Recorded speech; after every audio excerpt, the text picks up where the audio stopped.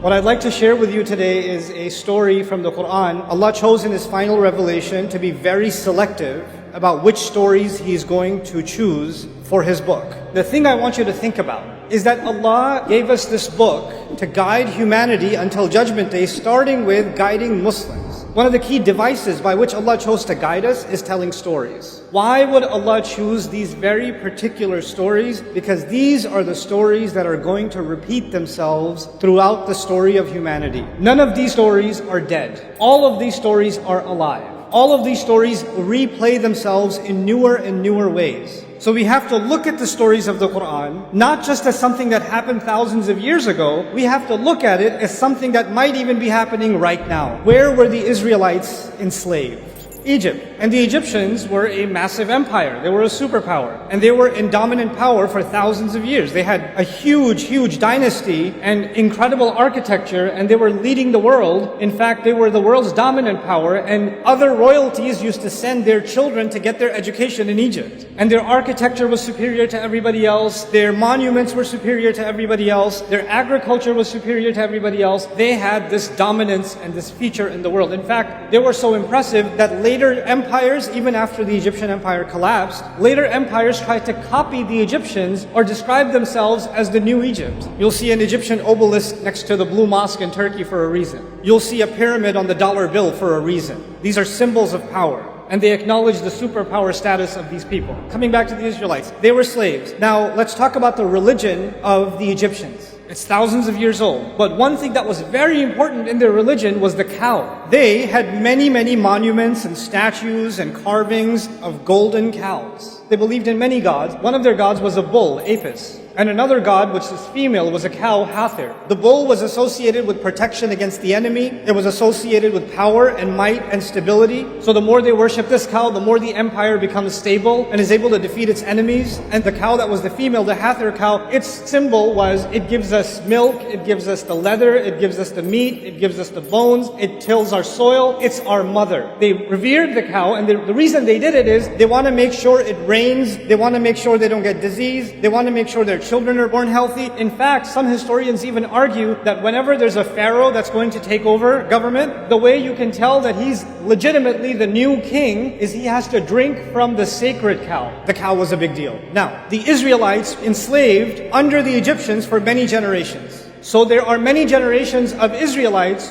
who are born and they don't know what it means to be free. They've never known it. Their father didn't know it, their grandfather didn't know it, their great-grandfather didn't know it. All they know to be is slaves of a master class race that treats them like animals. That's the best case scenario. Many times they treat them worse than animals, and they're used to living like that. And what happens to young men and women that are raised as a minority, as a degraded, inferior minority that is under the chokehold of a larger superpower? You start thinking to yourself, consciously or subconsciously, man, these people, they have better roads, they have cleaner houses, they have more beautiful clothes, they're so much smarter, look, they're so much healthier, they're so much stronger, they keep on winning and winning, everything about their life is beautiful. My God, they have it all. I mean, they're kuffar, but they're awesome. Look at their streets, look at their neighborhoods, look at their highway system, look at their technology, look at their agriculture, and look at where we live. Fine, we're the believers, but we're also losers. Yes, they are the kuffar, but they are, oh my God, look at them. They develop this kind of a love-hate relationship with their master. We hate the master because he's enslaved us, but we also kind of love the master because they live the life, man. Now, let's fast forward.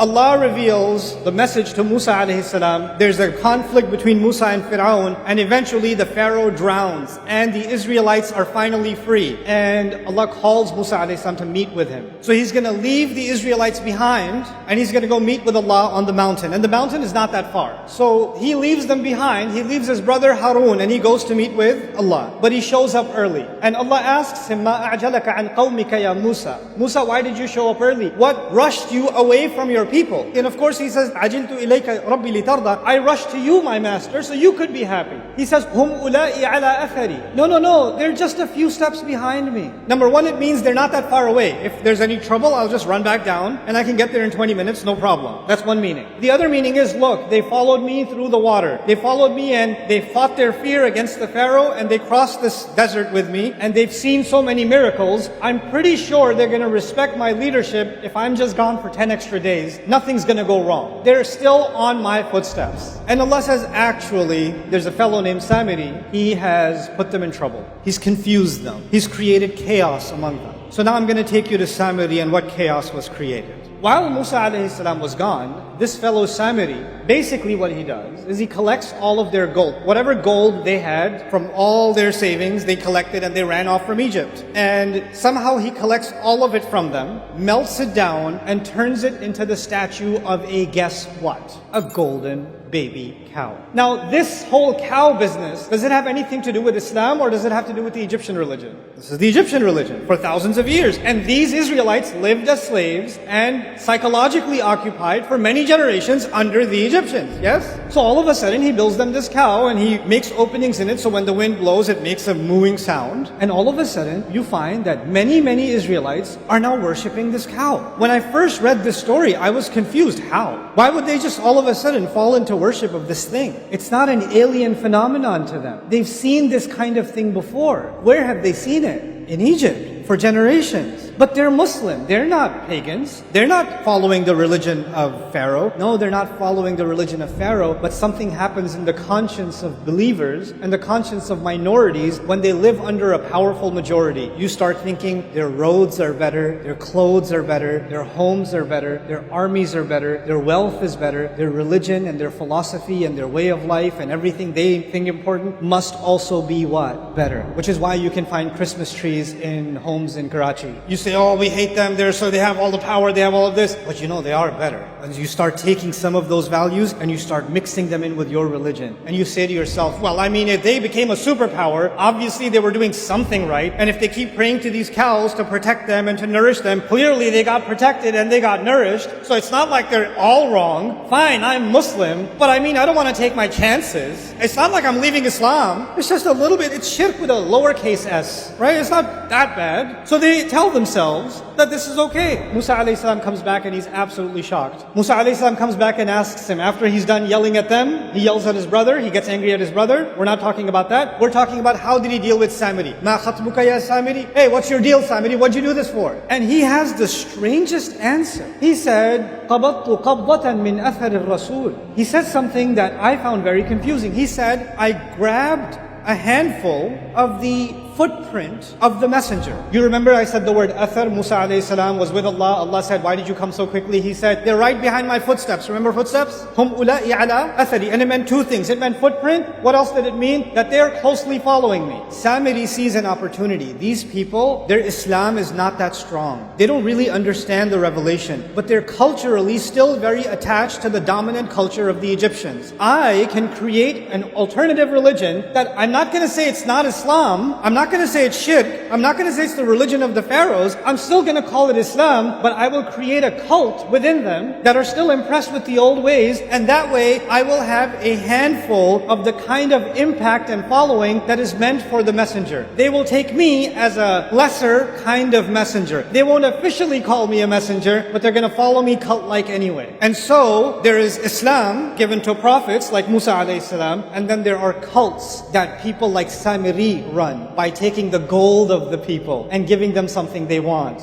giving them something pagan. Of course, that never happened in Islamic history, ever. Especially not in South Asia. Especially. The kind of cults that we create. And Allah warned us this will happen with the story of Samiri. But it goes a step further. We have a concept of God in Islam. And the Egyptians had different gods, deities in their religion. And Hinduism has gods. Christianity has a concept of God. Judaism has a concept of God. What separates Islam's concept of God, especially from pagan religions? Especially like the religion of the Egyptians. The religion of the Egyptians, the way if you can understand this simply, it's transactional. I give the God something, He gives me something back. I sacrifice something for that God, He gives me freedom. I make sure I build a golden statue in His name, He protects the country, etc., etc. It's always a transaction. The Israelites are now, their concept of God itself, even though they believe in one God, has now been corrupted into a God that is transactional. So okay, we'll follow this God through the water, end up in the desert, but what kind of God is this? If He's really on our side, He should hook us up like the God of the Egyptians. He should send us rivers and vegetation and all of it. Why is He giving us this one cloud and just manna and salwa? Can you bring some salad over here? Like, where are the vegetables? Why isn't this God giving us a better menu option? Why? Because in their mind, their God became entirely transactional. But that's not from Islam, that's from the pagan religion. Of course, Muslims would never fall into such a trap. I made so much dua, I even prayed tahajjud, I even decided to pray 5 times, and I still failed my medical boards. I stopped praying because Allah doesn't answer my prayers on my terms. I wanted that job, I didn't get that job, and now I have to drive an Uber until I find another job. That's why I'm just disappointed with Allah, because I did my part, He didn't do His part. This was the pagan religion. This was not the religion of Islam. Now let's take a step forward. Musa alayhi salam comes back, sees this nonsense, and tells Samiri what he's done, tells him off, and then in front of him, shows him that he's going to destroy that cow. He starts smashing it to bits. Now when he's smashing it to bits, if I'm one of the Israelites watching him do this, and I've been culturally enslaved for many generations, some part of me is like, is it going to thunderbolt right now? And then he's going to take it, break it, and he's going to drown it into what? The river. Interestingly, the same river that who drowned in?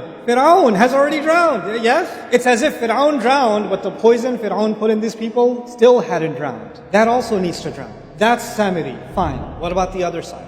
The other side is the people who followed him, the people who believed him. They still, even if the idol is broken on the outside, that doesn't necessarily mean the idol inside has broken. They still possibly believe it. So Allah reveals this interesting test to them. Allah commands you to slaughter a cow. What is that going to prove? You no longer have any special connection with the cow. The idol worship that is inside you, hiding somewhere, needs to be broken. The cultural colonization that you're still living under needs to be broken. It needs to be slaughtered. And when they first heard this, they were in shock. By the way, when Samiri asked them to worship a cow, did they do it immediately? Yeah. But when Musa asked them to slaughter a cow, did they do it immediately? No. They said, what are you kidding? You think we're a joke? They got offended. What did Allah tell Musa on the mountain while they were doing this? Allah said to him, if they were to be called to the right way, they won't follow it. And if they see the wrong way, they will follow it. So what is going to happen to these people that get away from the revelation? When they see something crooked, easily follow. When they see the right way, they start asking a lot of questions. It's so complicated. I'm not sure. I have a lot of questions about salah. Where are you supposed to put your hands? I don't know where to put my hands. How far apart should your feet be? It's so hard. It's so difficult. But the Christmas tree is really easy. The wrong thing's super easy. But the right thing, I got a lot of questions. What kind of cow? I'm confused. What kind of cow? And what did Allah do? Allah said, a cow that's never been bothered. It's not too young and not too old. By the way, not too young and not too old, perfect age, that would be the sacred cow in Egypt, isn't it? And then they said, oh, okay, yeah, fine. But a color. And what color did Allah say? Yellow, golden. They're asking because they don't want to do it. And the more they're asking, the answer is taking them more directly to the one thing they don't want to do.